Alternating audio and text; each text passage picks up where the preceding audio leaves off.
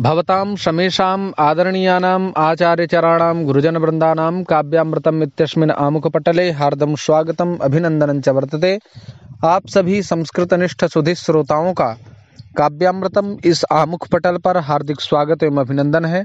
मित्रों, आज हम लोग पुनः ऋग्वेद के सामान्य परिचय को लेकर के आप लोगों के समक्ष उपस्थित हुए हैं। सर्वप्रथम मित्रों, मैं आप लोगों के समक्ष कुछ बातें जो सामान्य रूप से प्रतियोगिताओं में पूछ ली जाती हैं उनके बारे में चर्चा कर लेता हूं। इसके बाद हम लोग ऋग्वेद के सामान्य परिचय को श्लोक के माध्यम से जानेंगे। तो प्रत्येक वेद के अलग अलग आचार्य हैं। जैसे ऋग्वेद के आचार्य की बात करें तो ऋग्वेद के आचार्य हैं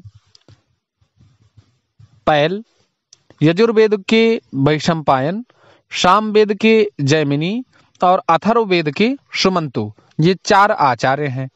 और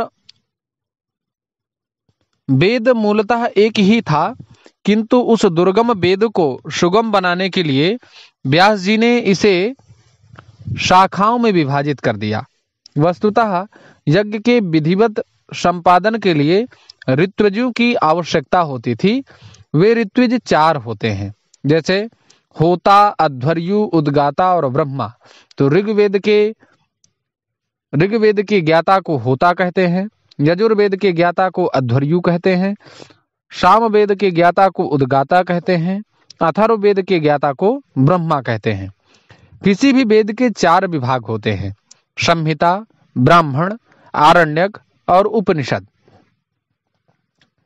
संहिता मंत्रों के समूह को संहिता कहते हैं। ब्राह्मण किसे कहते हैं? तो यज्ञीय विधि विधान को बतलाने वाले ग्रंथ को ब्राह्मण कहते हैं। आगे बात आती है आरण्यक। तो आरण्यक क्या है? तो बोले अरण्य में पढ़ाए जाने योग्य होने के कारण इसे आरण्यक कहते हैं।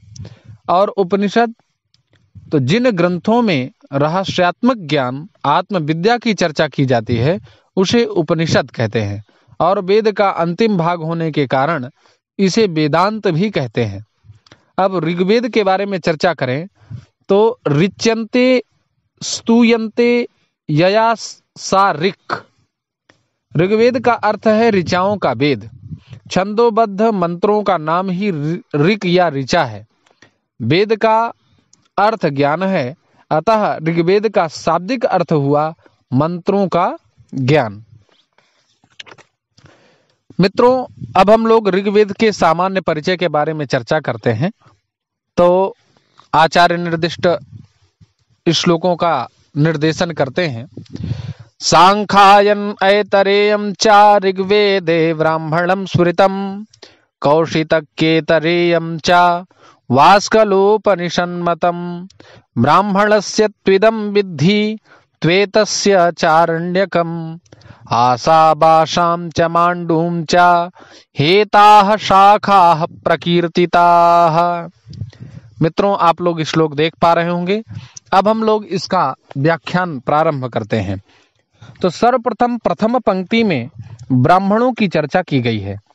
सांख्यायन ऐतरेयम च, अर्थात ये दो ऋग्वेद के ब्राह्मण हैं। ऋग्वेदे ब्राह्मणम स्मृतम, अर्थात ऋग्वेद में ये दो ब्राह्मण हैं। कौन कौन? तो बोले सांख्यायन ऐतरेयम। तो सांख्यायन में ना है और ऐतरेयम है, तो यहाँ वृद्धि हो गई, तो सांख्यायन ऐतरेयम लिख दिया। तो सांख्यायन और ऐतरेय ये दो ब्राह्मण हैं, ऋग्वेद के दो ब्राह्मण हैं। कौशितक्येतरेयम च वास्कलोपनिषन्मतम। अब द्वितीय पंक्ति में उपनिषद के बारे में बताते हैं।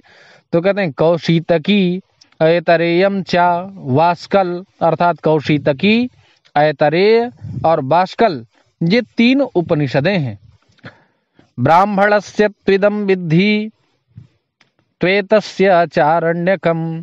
आपने जो अभी ब्राह्मण जाना सांख्यायन और ऐतरेय, वही इसके आरण्यक भी हैं, सांख्यायन और ऐतरेय।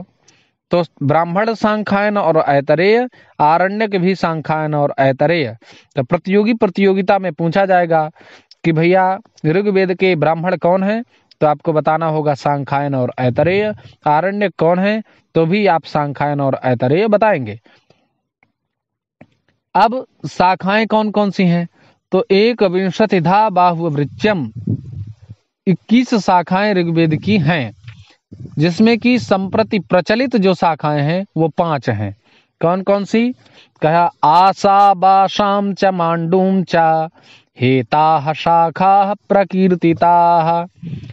आ से आश्वलायन, सा से साकल, बा से बास्कल, सा से सांखायन, आशा बासाम ये 4 शाखाएं हो गई। मांडूम अर्थात मांडूकायन, तो ये 5 शाखाएं ऋग्वेद की संप्रति प्रचलित शाखाएं हैं। अब श्रौत सूत्र के बारे में चर्चा करें तो श्रौत सूत्र कौन कौन है, तो कह रहे हैं श्रौत सुग्रह्ये चत्वाख्याते सांखायन आश्वलायने। अर्थात श्रौत सूत्रों की चर्चा करें तो सांखायन और आश्वलायन ये 2 श्रौत सूत्र हैं। ग्रह्य सूत्रं च ह्याख्यातम सांखायनाश्वसाम्बकम। गृह्य सूत्र सांखायन, आश्व अर्थात आश्वलायन और शाम्बकम अर्थात सांबव्य, ये 3 गृह्य सूत्र हैं। अब धर्म सूत्र कौन है, तो कहा धर्म सूत्रम वशिष्ठंतु, धर्म सूत्र वशिष्ठ है। सुलभ सूत्रम न प्राप्यते, इसमें सुलभ सूत्र प्राप्त नहीं होते हैं। यपुसना विबाल्यम चा सूक्तम चैतत् यथा कृतम। अब सूक्त है या से यम यमी संवाद, पू से पुररवा उर्वशी संवाद, सा से शर्मा पाणी संवाद, ना से नासदीय सूक्त, वी से विश्वामित्र नदी संवाद, बा से बाल्यखिल्य सूक्त। इस प्रकार से सूक्तों का निर्धारण है। तो मित्रों पुनः एक बार इसका पारायण कर लेते हैं। सांखायन ऐतरेयम च ऋग्वेदे ब्राह्मणं स्मृतम, कौशितक्येतरेयम च वाष्कलोपनिषन्मतम्। ब्राह्मणस्य त्विदं विद्धि त्वेतस्य चारण्यकम्, आशाबाशां च माण्डूं च हेताः शाखाः प्रकीर्तिताः।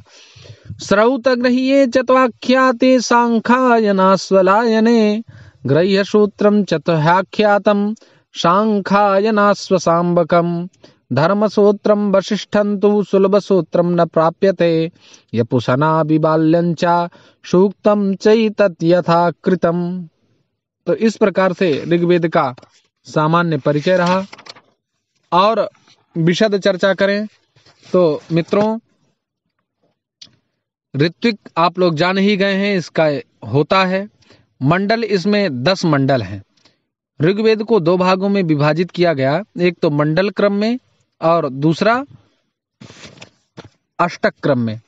तो अष्टक क्रम में अगर हम चर्चा करें तो 8 अध्याय हैं, प्रत्येक अष्टक में 8 अध्याय हैं। तो अष्टक 8 हैं और अध्याय भी 8 हैं, तो 8 का 8 में गुणा करेंगे तो 64, अर्थात 64 अध्याय हैं। मंडल इसमें 10 हैं, तो 10वां मंडल 1 से 9 मंडल समकालीन प्रतीत होते हैं और 10वां मंडल सर्वाधिक अर्वाचीन माना जाता है। अर्वाचीन अर्थात आधुनिक माना जाता है। अतः इनके ऋषियों के विषय में सम्यक प्रकारेण कुछ ज्ञात नहीं होता। 2 से 8 मंडलों के ऋषियों के नाम स्मरण करने के लिए कुछ अक्षर सूक्त हैं, जैसे कि ग्री वा आ भावक, ग्री वा आ भावक अर्थात द्वितीय मंडल के ऋषि गृत्समद, तृतीय मंडल के ऋषि विश्वामित्र, वी से विश्वामित्र, ग्री से गृत्समद, द्वितीय मंडल के गृत्समद, ग्री, वी से विश्वामित्र, तृतीय मंडल के विश्वामित्र, वा अर्थात वामदेव, वा और आ से अत्रि, भा से भारद्वाज, वा से वशिष्ठ, का से कर्ण। इस प्रकार से ये 8 मंडलों के, यद्यपि 10 मंडल हैं तो 10 प्रथम मंडल के शतार्चिन हैं, द्वितीय के गृत्समस, तृतीय के विश्वामित्र, चतुर्थ के वामदेव, 5वें के अत्रि, 6वें के भारद्वाज, 7वें के वशिष्ठ, 8वें के कर्ण और 9वें के विविध ऋषि हैं, 10म के भी विविध ऋषि हैं। तो इस प्रकार से इसके ऋषियों की चर्चा हो गई। सूक्तों की चर्चा करें तो 1028 हैं, अष्टक इसमें 8 हैं, अध्याय इसमें 64 हैं, वर्गों के बारे में चर्चा करें तो 2006 हैं, मंत्र इसमें 10,580 मंत्र हैं, शब्दों की चर्चा करें तो 1,53,826 हैं, और अक्षर के बारे में चर्चा करें तो 4 लाख अक्षरों के बारे में चर्चा करें, इकाई, दहाई, सैकड़ा, हजार, 10,000, लाख, करोड़, 4,32,00,000 अक्षर हैं। रचना काल 1200 ईस्वी पूर्व का है। मुख्य आचार्य इसके पैल हैं, मुख्य देवता इसके इंद्र हैं, शाखाएं इसकी 21 हैं जो कि हम पूर्व में चर्चा कर चुके हैं। ब्राह्मण के बारे में चर्चा हो चुकी है। आरण्यक, उपनिषद ये सब जान चुके हैं आप लोग। उपवेद इसका आयुर्वेद है। शिक्षा पाणिनीय, ऋक्, प्रातिशाख्य, पार्षद, श्रौत सूत्र, गृह्य सूत्र, सांभव्य धर्म सूत्र, शुल्ब सूत्र, इनके बारे में हम लोग चर्चा कर चुके हैं। आशा है आप लोग ऋग्वेदीय संपूर्ण जानकारी प्राप्त कर चुके होंगे। इसी आशा के साथ पुनः आप सभी लोगों का हार्दिक स्वागत एवं अभिनंदन करते हुए मैं अपनी वाणी को विराम देता हूं। मित्रों, चैनल को लाइक, शेयर एवं सब्सक्राइब करना ना भूलें। पौनः पुण्येन आपका हार्दिक स्वागत एवं अभिनंदन।